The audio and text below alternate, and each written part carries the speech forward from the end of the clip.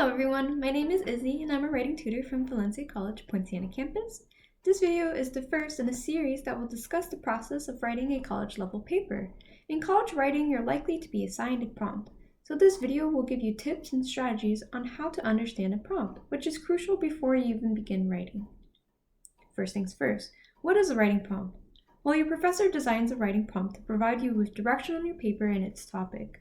The prompt also provides a set of instructions and requirements that your professor expects your paper to fulfill. I recommend thinking about the prompt as a question that your paper must answer. Sometimes the question is directly asked, sometimes implied. Either way, your essay is written in direct response to the prompt, with the essay providing an answer. Here are 3 basic steps that we can take when analyzing a prompt. Read the prompt, take notes on the prompt, and prioritize tasks from the prompt. Naturally, step 1 is to read the prompt. This may seem like an obvious first step, but it's important that we read the prompt completely and understand it before we move on to steps 2 and 3. I recommend reading the prompt in its entirety before you try reacting to it. It's always a good idea to reread the prompt throughout the writing process and not just at the very beginning. Step 2 is to take notes on the prompt. You can use whatever is most comfortable to take notes with, whether it's a pen, your phone or computer, or directly on the prompt itself. In the prompt, professors will ask you to conduct specific tasks. We can find what specific tasks we need to do by examining the action words in the prompt. Words like compare, analyze, identify, summarize, argue, etc. are all examples of action words you should take note of. The action words reveal what task that your professor has set you off to accomplish.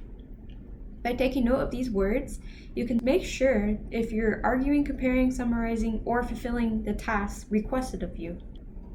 Additionally, you'll want to take note of the requirements for the paper. You can take notes on the word count or page limit, its due date, the topic, and other requirements. You may use these questions on the screen to help you keep track of the important requirements. Step 3, the final step, is to prioritize the tasks assigned in the prompt. Sometimes it can be difficult to prioritize writing tasks because everything feels important. However, there are certain tasks that must be done first. For instance, if your professor explains in the prompt that you must write a paper about an assigned reading, you should read that article first or reread it before you even begin to brainstorm. It will be difficult to write a successful paper about an assigned reading that you have not read. Likewise, if you're writing a research paper, you must conduct some research first before you can begin writing.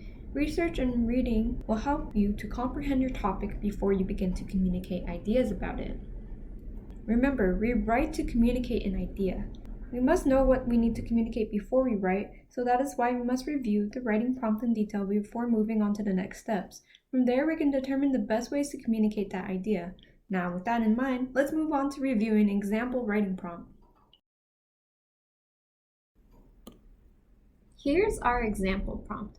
Before you read it, you can skim the contents. One way to skim is to look at the headings. This prompt has 3 headings: the writing prompt, documentation requirement, and format. The last 2 headings tell me that these sections are primarily about the style and format of the essay. But at the very beginning of the writing process, we want to look at the content before form. So we can tell just by the headings that the first section is going to discuss the topic and direction of the paper. Now I'm going to start a demonstration of how to analyze the prompt through note-taking and prioritizing tasks, but I feel that you should read your prompt once in its entirety before following the recommendations I'm going to make. So let's just take it piece by piece. Already, we can take note of the word count at the very beginning, so I'm going to highlight that because this is important for us to know. And now we could just get into reading. For this assignment, you will write an argumentative essay about one of the United States national parks. In this first sentence, I feel that there's 2 crucial details that we need to take note of. So I'm going to do that now. First of all, we know it's going to be an argumentative essay. So that means that at the very core of this paper, you're arguing. So that's something I'm going to take note of. The other thing is that the prompt specifies that we're going to write about one of the United States national parks. So this tells me not to focus on more than one of the national parks, and it also tells me it's of my choosing. Okay, let's keep going. Your essay will develop a response to the following question. Should a park receive more or less protection from the US federal government? Any questions that are in the prompt are important. So I'm just going to highlight this real quickly. All the questions that you find in the prompt are there to help guide our response. Keep in mind you do not need to have an answer to the prompt's questions at this time. We're just identifying them in the prompt. Try to find surprising and unexpected reasons to back up your response. Next paragraph. When preparing your paper, consider the health of the ecosystems within the national park and its surrounding areas. Now we know that the prompt wants us to focus on the health and ecosystem, so I'm going to take note of that.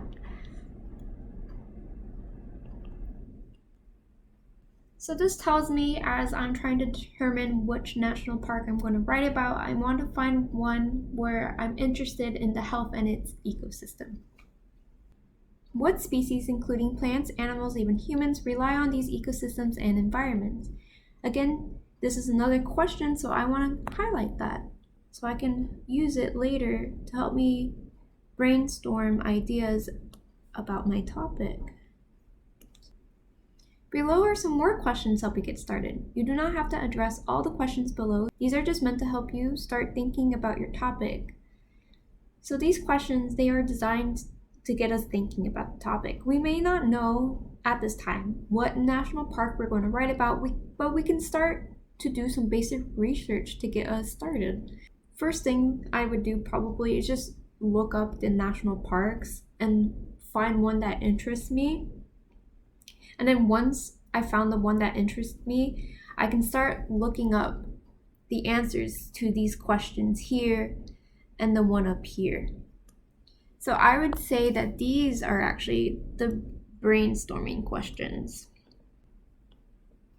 And as we do more research, we start to develop a more informed opinion. And once we have an informed opinion, we can better answer this question here. Should the park receive more or less protection from the US federal government? Now, this question is helping you to kind of stake your claim on the topic. One way you can tell is that it wants you to take a stance. Should this happen or should it not happen? These questions down here are designed to help you just gather information so that you can have that informed opinion and make your claim. So that's why we take note of all the questions in the document.